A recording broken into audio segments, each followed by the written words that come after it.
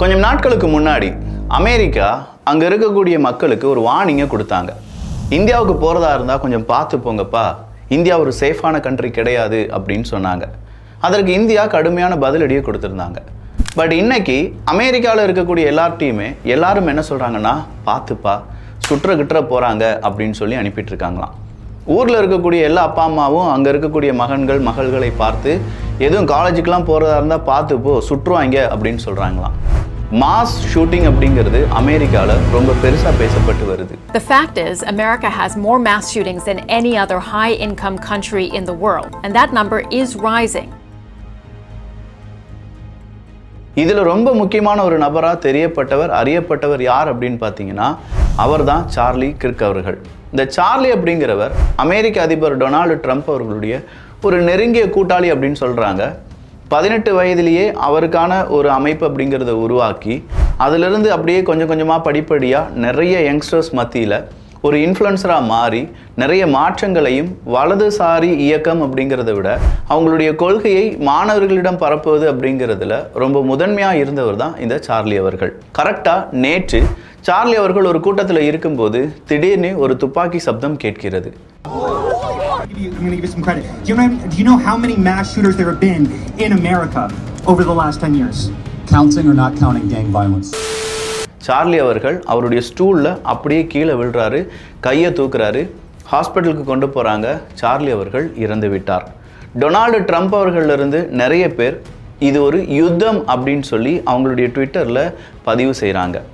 Radical liberals இல்லாட்டி radical leftist அப்படிங்கிறவங்க தான் இதுக்கான ஒரு பெரும் பிரச்சனையாக இருக்கும் அப்படின்னு சொல்லக்கூடிய ஒரு முக்கியமான அறிவிப்பை ட்ரம்ப் அவர்கள் கொடுக்கிறார். இங்கே லிபரலிசம் இல்லாட்டி கன்சர்வேட்டிவ் அப்படிங்கிறதுக்கு இடையேயும் ரிப்பப்ளிகன்ஸ் டெமோக்ராட்டிக் அப்படின்னு சொல்லக்கூடிய 2 கட்சிகள் இருக்குது பார்த்தீங்களா, இவங்களுக்கு இடையேயும் அமெரிக்காவே இப்போது 2 துண்டாக மாறி நிற்கிறது. சார்லி அப்படிங்கிற ஒரு மனிதனுடைய இறப்புக்கு பின்னால் இருக்கக்கூடிய அரசியலும் அவர் பேசின அரசியல் அவருக்கு எதிராகவே திரும்பியது அப்படிங்கிறதையும் இங்கே நாம் பார்க்க போகிறோம். அன்பு தமிழஞ்சங்களுக்கு தமிழ் பொக்கிஷத்தின் வணக்கங்கள்.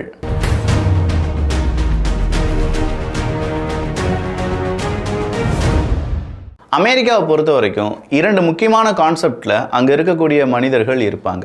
ஒன்று லிபரலிசம் அப்படின்னு சொல்லுவாங்க, அதாவது தாராளமயம் என்பது தான். இன்னொன்று கன்சர்வேட்டிவ் அப்படிங்கிறது.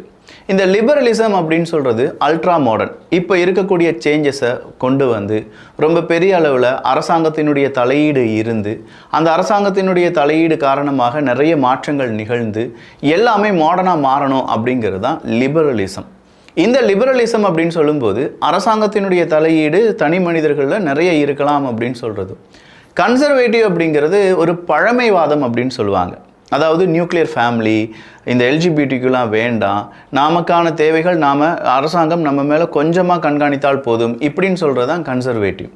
இதில் கூடுதலாக இந்த கன்சர்வேட்டிவ் அப்படின்னு சொல்லும்போது நேரடியாக இது எங்கே போய் நிற்கிது அப்படின்னு பார்த்தீங்கன்னா, வலதுசாரி இயக்கம் அப்படின்னு சொல்லி நாட்டுப்பற்று, குடும்பப்பற்று, இல்லாட்டி என்னுடைய இனப்பற்று, அப்படி இல்லைனா என்னுடைய ஒரு மதப்பற்று இப்படின்னு சொல்கிறதுல போய் நின்றுரும்.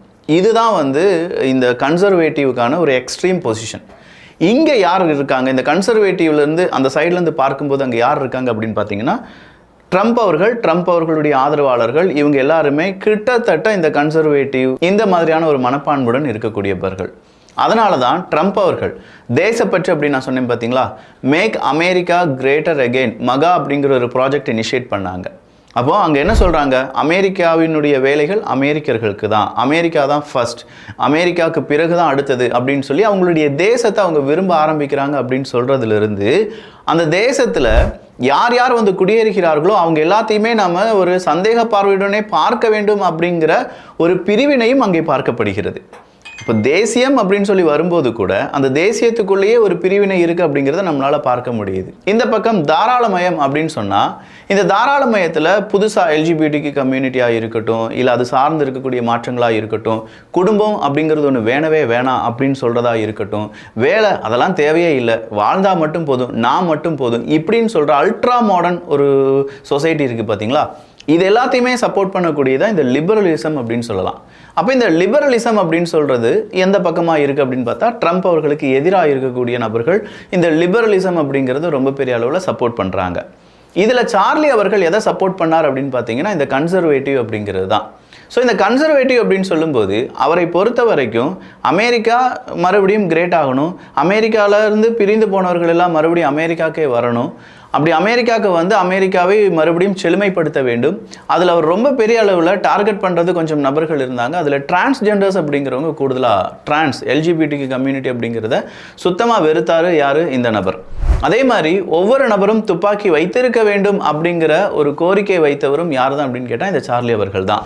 அப்போ இந்த சார்லி அவர்களை பொறுத்த வரைக்கும் துப்பாக்கி கலாச்சாரம் அப்படிங்கிறதுல மிகப்பெரிய அளவில் கொலைகள் நடந்தாலும் ஒவ்வொரு மனிதனுடைய பாதுகாப்புக்கு துப்பாக்கி ரொம்பவே தேவையானது அப்படின்னு சொல்கிற ஒரு ஐடியாலஜியில் இருந்தவர் தான். ஸோ ஒரு மீட்டிங், உட்டா யூனிவர்சிட்டியில் ஒரு மீட்டிங், அந்த மீட்டிங்க்கு நடுவில் உட்காந்துருக்காரு. கிட்டத்தட்ட 3000க்கும் அதிகமான நபர்கள் சரௌண்டிங்கில் இருக்காங்க. Complete camera. சார்லி அவர்களை பொறுத்த வரைக்கும் 2012 ஒரு அமைப்பை உருவாக்குகிறார். அதுதான் டேர்னிங் பாயிண்ட் யூஎஸ்ஏ அப்படின்னு சொல்லுவாங்க. இந்த டேர்னிங் பாயிண்ட் யூஎஸ்ஏ, டிபியூஎஸ்ஏ அப்படின்னு சொல்லுவாங்க. இந்த டிபியூஎஸ்ஏ அவருடைய 18வது வயதில் தொடங்கி இருந்தாலும் அவர் என்ன செய்வார்னா அடிக்கடி நிறைய காலேஜஸ் அங்கே இருக்கக்கூடிய யங்ஸ்டர்ஸ்ட்டை பேசுவார். கன்சர்வேட்டிவ்னா என்ன, நாம் ஏன் நம்முடைய அமெரிக்காவை விரும்ப வேண்டும், அமெரிக்காவில் இருக்கக்கூடிய மாற்றங்கள் எந்த அளவுக்கு அமெரிக்காவை அடுத்த கட்டத்துக்கு கொண்டு போகும், அமெரிக்காவுக்கு வரக்கூடிய நபர்கள் குறிப்பாக இந்த இமிகிரண்ட்ஸ் அப்படிங்கிறவங்கள நம்ம என்ன செய்யணும், இமிகிரண்ட்ஸ் வர்றவங்கள நம்ம வரவிடக்கூடாது, அவங்க முன்னாடி நம்ம துப்பாக்கி சூடெல்லாம் நடத்தணும், இப்படிலாம் நிறைய சர்ச்சையான விஷயங்களை பேசினவர் இந்த சார்லி அவர்கள். அப்போ இந்த சார்லி அவர்களுக்கு ஆதரவாக ஒரு கூட்டம் இருக்கும்போது அவருக்கு எதிராக இன்னொரு பிரம்மாண்ட கூட்டமும் இருந்தது. இவரை பிரிவினைவாதி அப்படின்னு சொல்லுவாங்க. இவர் பேசுறது எல்லாமே ஒரு பெரிய கம்யூனல் டிசாஸ்டர் உருவாக்கும், பெரிய அளவில் பிரச்சனைகளை உருவாக்கும் அப்படின்னு சொல்லக்கூடிய நபர்களும் இருக்காங்க. ஸோ இந்த உட்டா அப்படிங்கிற அந்த யூனிவர்சிட்டிக்குள்ளே வரார் அப்படின்னு சொல்லும்போதே ஒரு 1000க்கும் அதிகமான நபர்கள், மாணவர்கள் ஒன்றிணைந்து இல்லை அவரை வந்து பேச விடாதீங்க அப்படின்னு சொல்கிற ஒரு குரலை உயர்த்துகிறார்கள். ஆனாலும் அந்த யூனிவர்சிட்டி என்ன சொல்கிறாங்கன்னா கடைசியாக இல்லை, நீங்கள் பேச்சுரிமைக்கு எதிராக இருக்கீங்க, ஸோ பேச்சுரிமைக்கு ஆதரவாக நம்ம என்ன செய்யணும், உட்டா யூனிவர்சிட்டிக்குள்ளே அவரை வந்து பேச வைக்கணும், அவர் வந்து கேம்ப் போடலாம் அப்படின்னு சொல்கிற அனுமதி கொடுக்கப்படுகிறது. அதன் அடிப்படையில் தான் சார்லி அவர்கள் அவருடைய அனுமதியுடன் அங்கே உட்காந்து பேச ஆரம்பிக்கிறார். பேச்சுக்கள்லாம் நடைபெற்று கொண்டு இருக்கும்போது ஒரு நபர் அவர் ஸ்டூலில் உட்காந்துருக்கார். ஒருத்தர் கேட்குறார், அமெரிக்காவில் கடந்த 10 வருடங்களில் டிரான்ஸ்ஜெண்டர்களால் எத்தனை பேர் இந்த மாதிரி துப்பாக்கி சூட்டில் நிறைய பேரை கொன்று இருக்காங்க அப்படின்னு சொல்லி கேட்குறாங்க. அதற்கு சார்லி அவர்கள் நிறைய நடந்திருக்கு அப்படிங்கிறார். எகெயின் அந்த நபர் விடுற மாதிரி கிடையாது. அமெரிக்காவில் இதுவரையிலும் துப்பாக்கி சூட்டில் எத்தனை நபர்கள் கொல்லப்பட்டிருக்கிறார்கள் அப்படின்னு சொல்லி கேட்கும்போது, ஏன்னா டிரான்ஸ்ஜெண்டருங்கிற அந்த வார்த்தையை அடுத்த கொஸ்டினில் அவர் நீக்கிவிட்டு காமனாக எத்தனை பேர் இறந்துருக்காங்க அப்படின்னு சொல்லி கேட்கும்போது, இதை வந்து நம்ம அமைப்புகள் சார்ந்து இருக்கக்கூடிய விஷயத்தையும் இதில் சேர்க்கலாமா வேண்டாமா அப்படின்னு சொல்லி அவர் பேசிகிட்டு இருக்கும்போது தான் அந்த துப்பாக்கிச்சூடு அப்படிங்கிறது நடக்குது. I'm going to give you some credit. Do you know how many mass shooters there have been in America over the last 10 years? Counting or not counting gang violence? இந்த துப்பாக்கிச்சூடு நடந்து அவருடைய கழுத்தில் அந்த புல்லட்டு பாய்ந்து அதுலேருந்து ரத்தம் பீச்சு வருது. அவரை ஹாஸ்பிட்டலுக்கு கொண்டு போகிறாங்க, இறந்துட்டாங்க அப்படிங்கிற அறிவிப்பை வெளியிடுகிறார்கள். ஆனால் இங்கே பார்க்க வேண்டிய விஷயம் என்னென்னா, இவர் ஒரு முக்கியமான ஃபிகர். அவர் வந்து வேர்ல்டு லெவலில் அவருடைய ஃபாலோவர்ஸாக இருக்கட்டும், இல்லை அவரை பற்றியான செய்திகளாக இருக்கட்டும், அவர் ஒரு ரேடியோவாக வச்சு நிறைய பேர்கிட்ட பேசுகிறதா இருக்கட்டும், போட்காஸ்டிங்காக இருக்கட்டும், டிவியில் அடிக்கடி பேசுகிறதா இருக்கட்டும், இப்படின்னு சொல்கிற ஒரு முக்கியமான நபர். அப்போ இவர் பேச போகிறார் அப்படின்னா அதை சுற்றி கேமராக்கள் எப்போதுமே இருக்கும். அவரை ஃபோட்டோ எடுக்கிறதுக்கு, வீடியோ எடுக்கிறதுக்கு கேமரா, மொபைல் ஃபோன்ஸ் எப்போவுமே சுற்றிக்கிட்டே இருக்கும். இத்தனையும் தாண்டி அமெரிக்காவில் ஒரு நபரை கொலை செய்ய முடியும் அப்படின்னா அமெரிக்கா சேஃபான கண்ட்ரியா இல்லையா? எங்கள் நாட்டை சொன்னதுக்காக நான் திருப்பி அமெரிக்காவை சொல்கிறேன்னு மட்டும் தப்பாக நினச்சிக்கிடாதீங்க. உண்மையிலேயே அமெரிக்கா சேஃபாக இல்லை அப்படிங்கிறத நிறைய பேர் உணர ஆரம்பிக்கிறாங்க, நிறைய பேர் அதை பற்றி பேச ஆரம்பிக்கிறாங்க. சரி, அப்போ இந்த சார்லி அவர்கள் அவருடைய கர்மா தான் காரணம் அப்படின்னு சொல்லி நிறைய பேர் இப்போ சொல்ல ஆரம்பிச்சிருக்காங்க.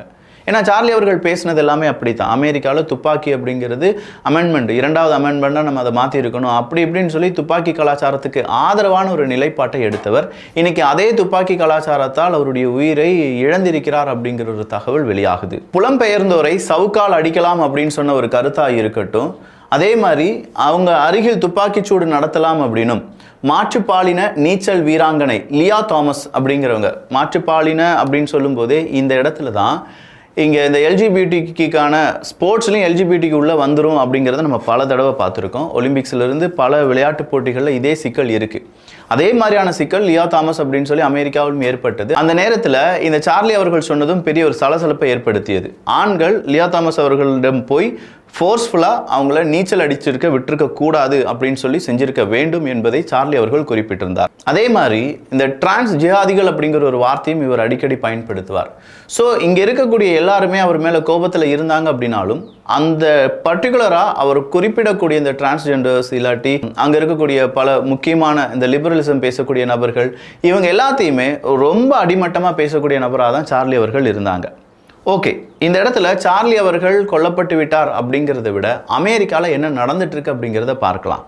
அமெரிக்காவை பொறுத்த வரைக்கும் சார்லி மாதிரியான நபர்கள் என்ன சொல்கிறாங்கன்னா, கருப்பினத்தவர்கள் தான் இதற்கான காரணம், வெளியிலேருந்து வந்தவங்க தான் இதற்கான காரணம் அப்படின்னு சொல்கிறாங்க. பட் அது டோட்டல் மெஸ், அது உண்மை கிடையாது என்பதை நாமும் இங்கே சொல்ல வேண்டிய கடமை இருக்குது. அமெரிக்காலேயே இந்த மாஸ் ஷூட்டிங் அப்படிங்கிறது எல்லாமே நடந்துட்டு தான் இருக்குது. மாஸ் ஷூட்டிங் அப்படின்னா திடீர்னு போனால் அங்கே இருக்கக்கூடிய ஒரு ஷாப்பிங் காம்ப்ளெக்ஸில் 4 பேர் வந்து துப்பாக்கி சூட நடத்துகிறாங்க, 2 பேர் வந்து அங்கே இருக்கக்கூடிய ஜஸ்ட் குழந்தைகள் படிக்கக்கூடிய பள்ளியில் வந்து துப்பாக்கி சூடு நடத்துகிறாங்க.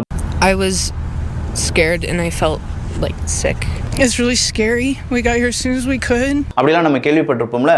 2025 வரை 1966லேருந்து 2025 வரை கிட்டத்தட்ட 195 மாஸ் ஷூட்டிங் அப்படிங்கிறத செஞ்சுருக்காங்க. நிறைய பேர் அதில் உயிரிழந்திருக்காங்க.